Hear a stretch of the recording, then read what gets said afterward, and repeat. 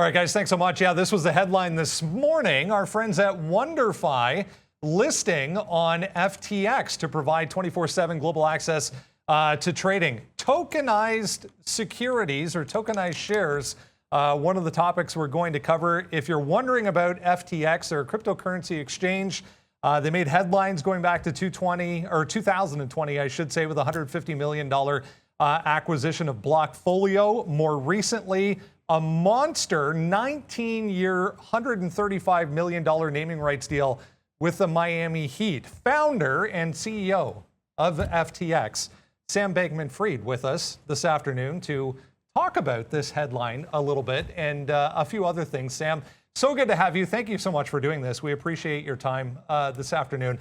For those who might be a little bit confused here and wondering exactly what it is we're talking about when we hear, a company like WonderFi listing on FTX. Talk us through some of the differences maybe in a tokenized security versus a typical equity. Totally. So, there are a few different forms, but, in this case, WonderFi is itself a traditional equity, which is trading on an equities exchange. In addition to that, we have listed a tokenized version of it. So it's a token that can be effectively redeemed for the underlying security and created with it. So it's a way to transfer equities onto the blockchain and allow them to trade on cryptocurrency exchanges. And when it comes to, if somebody's maybe not familiar overly maybe comfortable with this type of idea, what do we need to know as investors here, when it comes to some of the mechanics? Are there differences? What do people need to know to really get behind this idea of trading a company like a WonderFi through this method? Yeah, absolutely do your research. And, there are different versions of tokenized securities, and they actually do fairly different things. The ones that we list on FTX are backed by underlying securities. They are guaranteed to be worth that. And can be created and redeemed in a brokerage account for the underlying. And so it gives you a different outlet to trade them. But ultimately, it should be fairly closely tied to that underlying asset. There are other types of tokenized securities that are what are called algorithmic. And what that means is that rather than having any redemption for the underlying security, there's some on-chain protocol that attempts to pay out what the underlying securities are worth. These can be risky in some cases. You should do a lot of research before accessing them, because in some cases, they may be bounded in how much they can pay out. It might be that if the security goes up too much, the contract is out of funds to pay out and stops to track the underlying security. So, you should understand the particular version that you're accessing before doing so. So one of the a strategic partnership, obviously, between FTX and WonderFi. What does this mean overall for this space, for the DeFi space? Seeing a company like WonderFi listing on FTX. What would you say going forward for companies such as a WonderFi? What does this mean for listings overall? Yeah, right now we're in the early innings of this. Right now, we are starting to see for the first time a little bit of crossover between traditional equities exchanges and cryptocurrency exchanges, but I anticipate that will speed up going forward. And so where I think we may get to is a place where, the actual venue that one is accessing a product from, it might be a fintech app, it might be a cryptocurrency exchange. Already it's the case that everyone is going through an intermediary before accessing, the New York Stock Exchange, or at least all retail traders are, because that is how that is set up. There is no, mobile app one can use to trade on, directly on it. And I would not be surprised because of that to see that sort of speed up over time, where more and more people are using cryptocurrency exchanges or products to access traditional securities, through tokenized versions. And it allows them to have, among other things, a common interface between their cryptocurrency and equity investing. Hey, Sam, great talk so far, and thank you so much for coming on. We're really super excited, man. And congratulations on all your success. I'd love to have you back on. I'm gonna put you on the spot. I'm sure you'd come back on next time we call you, right? course. Good, perfect. I wanted to ask you about Cardano, but I don't know if you're going to give an opinion on the future of some of these projects. I know they're working with, this is a Charles Hoskinson. I know you probably know all about this token there, but I'll ask about Cardano after. I wanted to ask a question that's very, very popular amongst our viewers. And we had this discussion yesterday, and I said that I'm not educated enough to talk about it. I'm going to assume you are.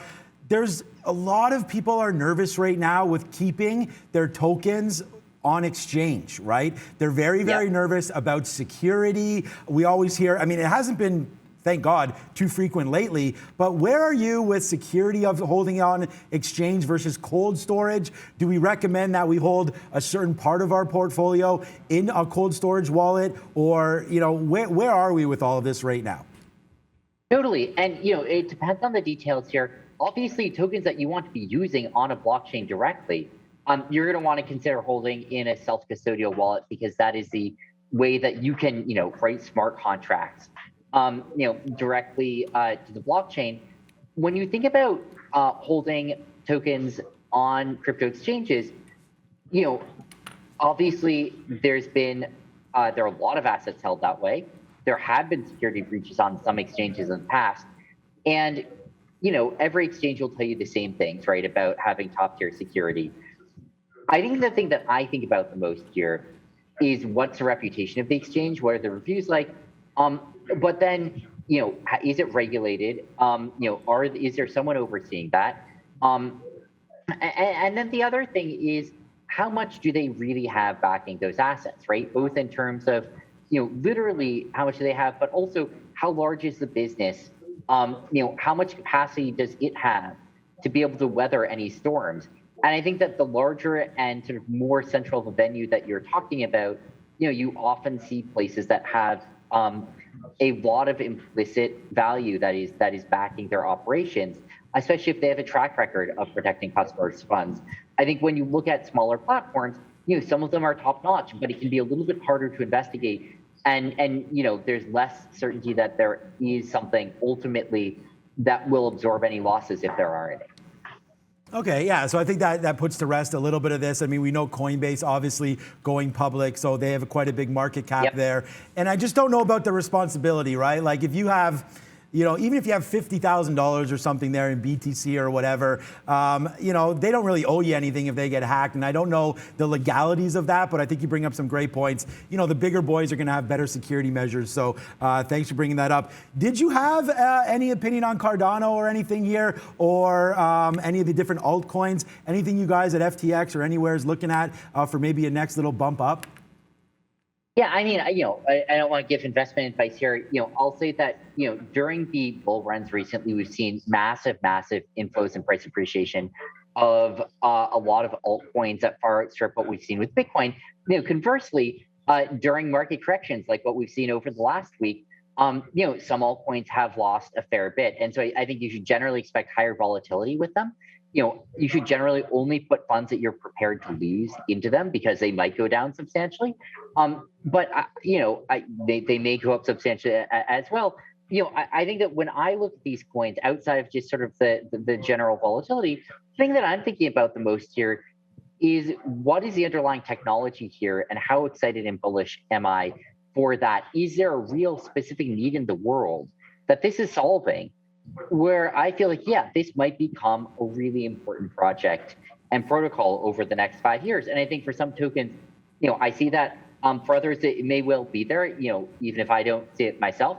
You know, obviously I've talked a lot about Solana, you know, over the last year. I think it's one of the protocols which has the potential capacity to scale to the type of transaction throughput that would be necessary to have sort of mass adoption of blockchain. Right. I think there are some other blockchains as well, which are, you know, looking to get into the scaling game. You know, Avalanche is one which has done well recently. But, you know, obviously that's not a you know, guarantee of future price movement. And, you know, maybe these things are already priced in. Maybe something else becomes important. So, you know, I definitely don't want to be giving investment advice here. My man, absolutely great answer, and I truly love that. One last question, and this is not investment advice at all, but I thought it's been pretty cool, man. The NFT space, something that's sort of come from blockchain.